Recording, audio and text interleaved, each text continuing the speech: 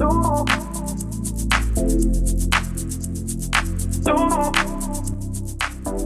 everyone, welcome back. We have another nominee in our inaugural year of the Marion Lindblad-Goldberg Award. We are so excited. We have Elena Ciandra with us. Hey Elena, congratulations. Thank you. Yeah, and we are also joined today with Dr. Tara Byers and Pinky Patel. Hey ladies. So we are going to be fussing about Elena and this nomination, and we are also excited to have this opportunity. So I would like to turn to Tara first. Why do you think that Elena was nominated for this award? So I've had the privilege of getting to know Alana and your group.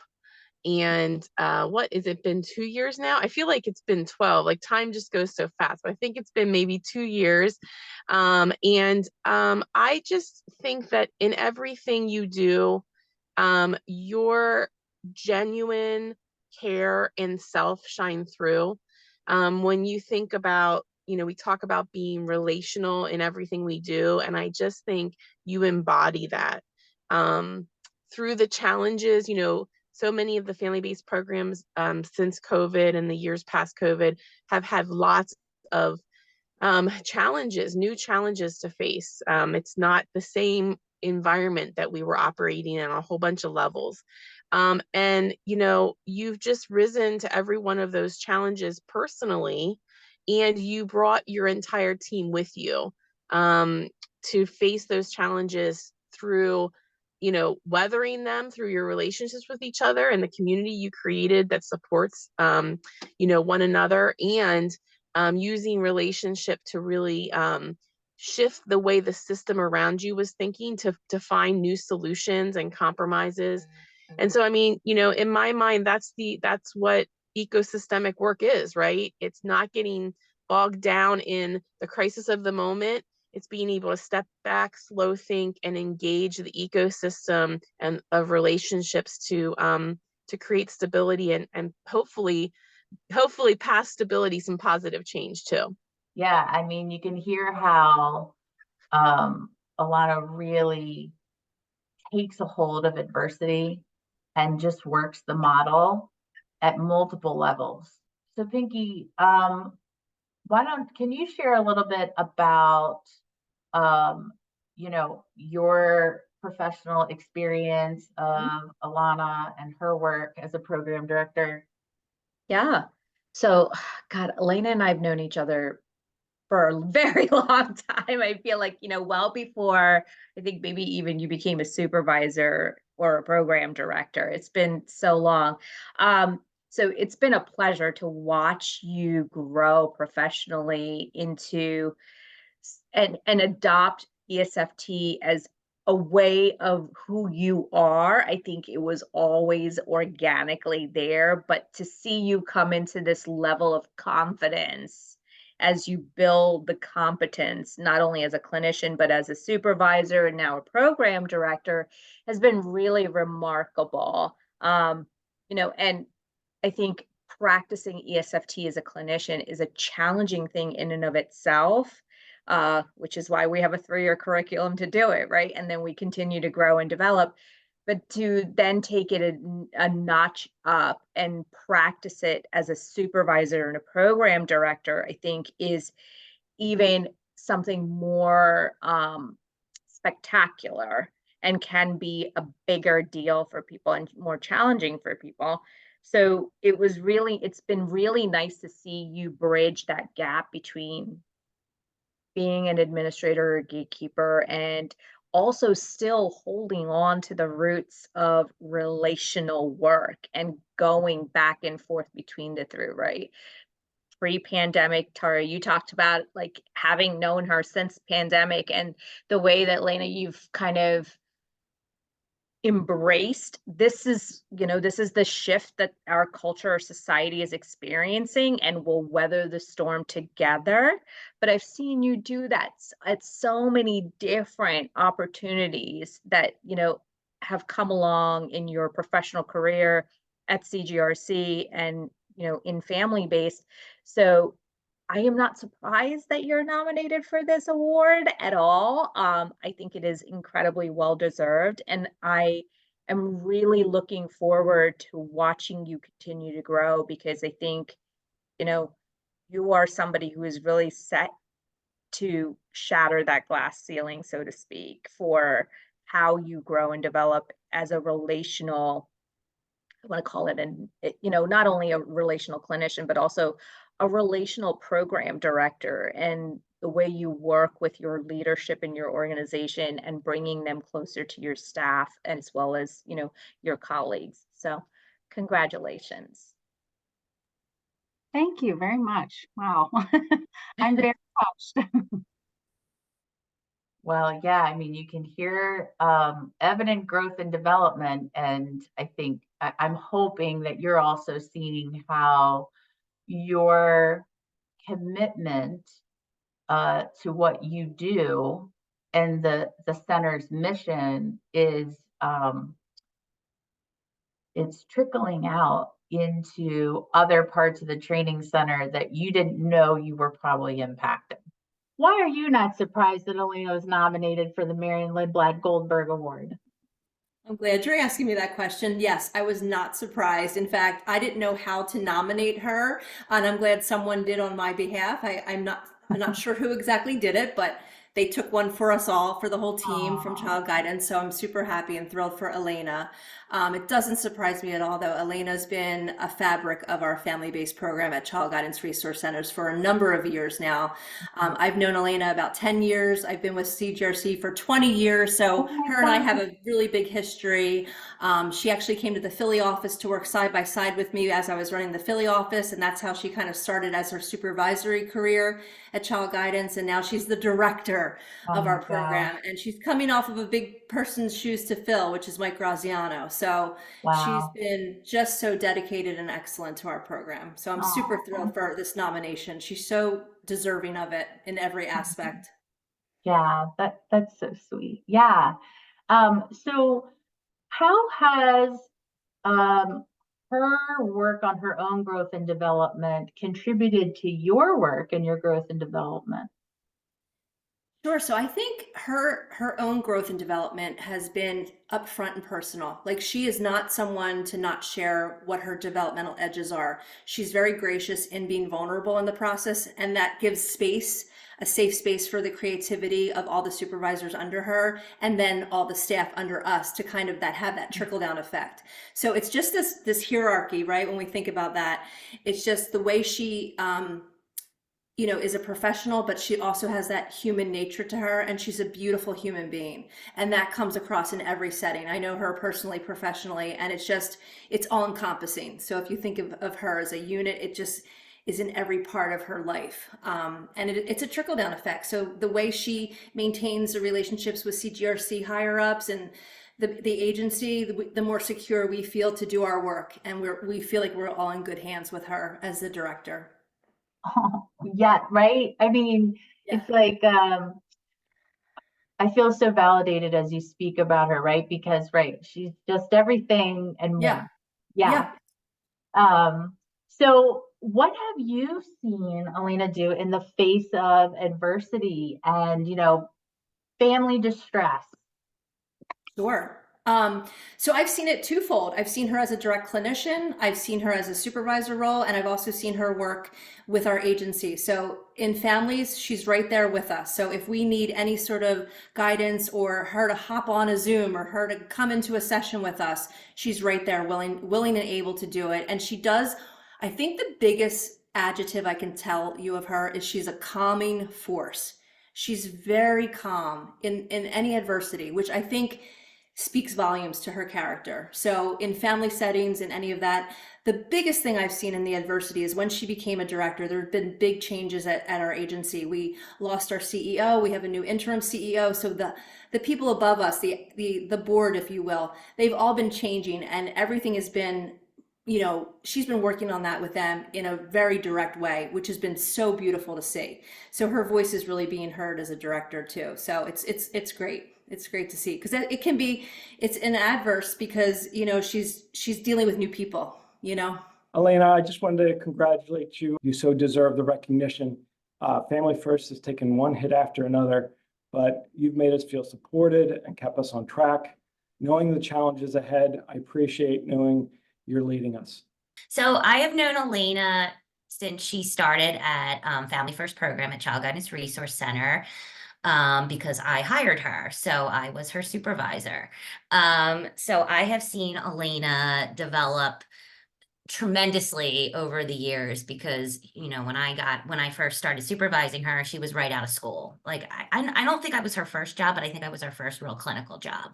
I Wow. believe she was nannying before that, actually, if I'm correct. So I don't know. I think I have a really good memory, so I kind of remember that.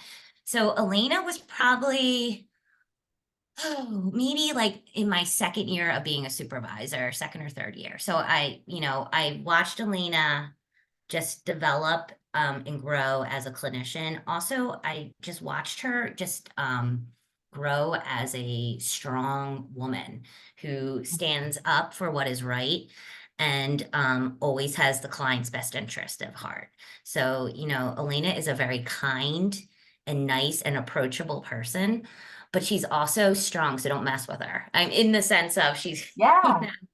you know, which is a really cool quality, you know, because I think she really knows how to, like she could join with any family. She also, Elena speaks fluent Spanish. So I don't know that people know that, but I didn't know that. yeah, so she speaks fluent Spanish. So she had some of the families that were Spanish speaking, very impoverished, and needed a lot of support.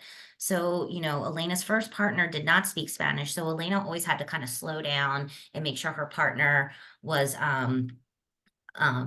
like up to date with what was happening. So that again shows a lot of patience and a lot of I want to say pacing and just and I Mhm. think that was a beneficial. And they were partners for like 5 years, I think. Oh my gosh. Yeah. So there's that piece of it, but like also Elena just really knew how to join well with hard to engage families and just really knew how to be present. And I'm just talking to her as a clinician. I'll get into her as a director Mhm. soon.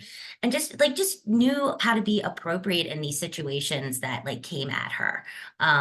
Honestly, she was always a joy to supervise. She was always my favorite. She was easy, but when she had something to say, I listened because she, you know, it was really important because I knew if she was saying something about something, I had to be attuned to it and really take it serious.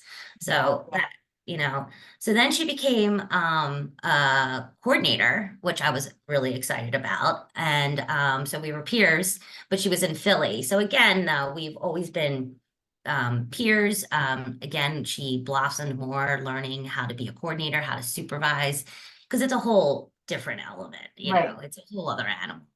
And then, you know, then she, this past year, decided that she would go for director, which I was like, thank God. So why I think she was nominated is because she is poised, she's tenacious, she has a lot of grace, but she also knows she knows what to focus on and what not to. She follows the model in her approach as being a director. And honestly, she has not come into an easy role at all. She's in the middle, like dealing with us as supervisors and then the people over top of her. And I really do think she's handling it beautifully because it's a very stressful position to be in. Mhm. And I think this past year she has, we're a tight-knit group, but I think she has really become our leader and she has kind of guided us through all of the changes because we've been through so many in the past 2 years. So I think, and also she knows the model really well. This is not a surprise at all. I think that when somebody is so giving in spirit, empathetic, and so naturally collaborative, a family-based award makes sense for them. Elena is all of those things and more, a wonderful leader. And I think that she exemplifies what family-based is all about, which is go above and beyond and for whatever your client needs to create healthy change. Yes. Oh my gosh, so true. So, so what do you appreciate about Elena's growth and development, and how has that impacted your growth and development? I'm a new supervisor. I've only been a supervisor for less than a year. Um, I think that Elena is always growing and always challenging herself because I think she's so in tune with how we're asking clients to grow and challenge themselves. Watching her be a leader, watching her be humble as a leader and listen to the people who report to her and hear her clients has helped me grow as a leader. I think that she exemplifies what it means to be a woman in the professional workforce. I think she exemplifies what it means to be a leader in the mental health industry. And so I'm just trying to listen and learn from her as much as I can because that's where I hope to be one day. Wow. That is, yeah, right. You could totally hear that isomorphic process playing out. So what have you seen Elena do in the face of adversity, when a family's in crisis? Like, what have you seen her do when she goes into action? One of the things that I've tried to learn from Elena is how to stay cool when everything is on fire around you. Uh, when a family's in crisis, it's important to stay regulated and to stay empathetic, and to always come from that place. And I think that goes for when they're in crisis or not in crisis. And I think Elena does that so well. When someone who is the leader is staying cool, calm, and collected and staying empathetic to the severity of what's happening, they become the pillar in the storm. And that's what I think she does so well. The winds can be whipping, but Elena manages somehow to present as, a leader in those moments. So let's turn to our nominee, right? So what does it mean to be recognized as having the same passion and commitment, really honoring this legacy of Marion Lindblad-Goldberg? Yeah, I mean, wow. Thank you all. It's truly an honor. It came to me with such a surprise, which I know Tara already expected me to say that. In fact, when I got the email, I had to reread it a few times because I was like, wait, what is this? What? Me? So, it just holds such a special significance, that, my contributions, my qualities, are being acknowledged, and respected by those around me, because I wouldn't have even imagined that I'd be in this position in a million years, honestly. Never. And I know I've said that to Tara before, like, I never imagined I'd be the program director of family-based services, especially following Mike Graziano. So it's just, just so being there and then to have this nomination is, it's all been very surreal, but I think it validates what I sometimes question in terms of, my competence, my expertise, and even just like the impact that I am having. So I think it reinforces the idea that, I am an integral part of the community, and, and to be valued is such an honor. So, just helps inspire me to continue on my path, continue what I've been doing. And, words of wisdom from Tara that I literally have on my bulletin board in front of me is step back and slow down. And no joke, I look at that, Yeah. meetings, during, trainings. So, it's the community, the support has been amazing, and I wouldn't be where I am today without all that. So, Wow. Yeah. So what inspires you to continue to persevere? Yeah, I would say, obviously the work that we're doing, our mission, that, witnessing how resilient the families that we work with are as they face challenges, but also, the staff, right? The passion and dedication of all of the staff, the supervisors, the clinicians, that inspires me on a daily basis. That working alongside them, seeing their commitment to improving the lives of others, and that, gives me hope, just gives me motivation to continue to commit to our mission myself, and make sure I can do whatever I can in my role, to continue to support them. That, anytime they bring creative ideas, and that's just more fuel to the fire, helps me, think outside the box as well. So yeah, just continuing to see the determination from my staff and the supervisors, all of you, just this community is so supportive and inspiring, and both professionally and personally, because I have been through a lot recently, and so it's been a very, very tough last few months. So just the outpouring of love and support is just amazing to feel that personally as well, that I am part of a community that is helping lift me up during hard times. So you get back what you put in. Right? Yep.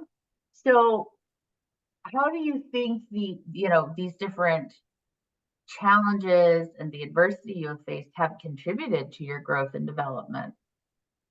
Sure. I think the challenges and adversity, I've now been in family base for, I think it's no joke, 13 years, maybe today or yesterday.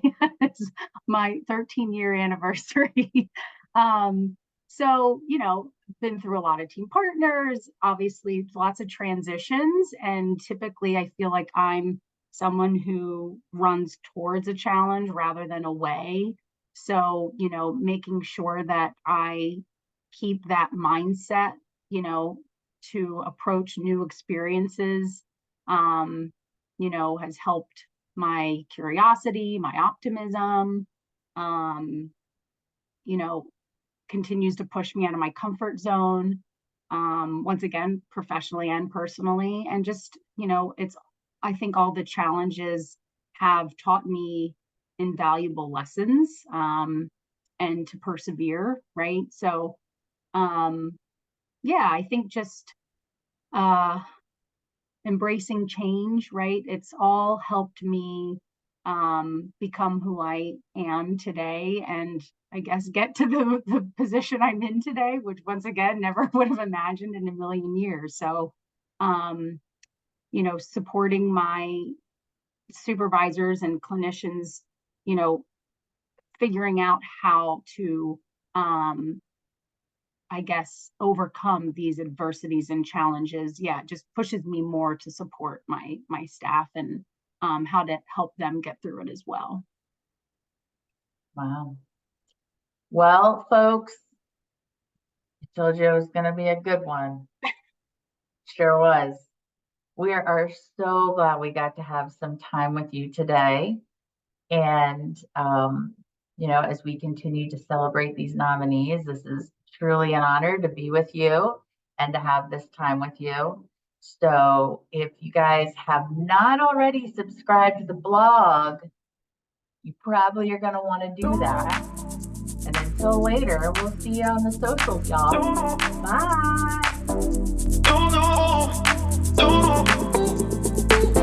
Bye.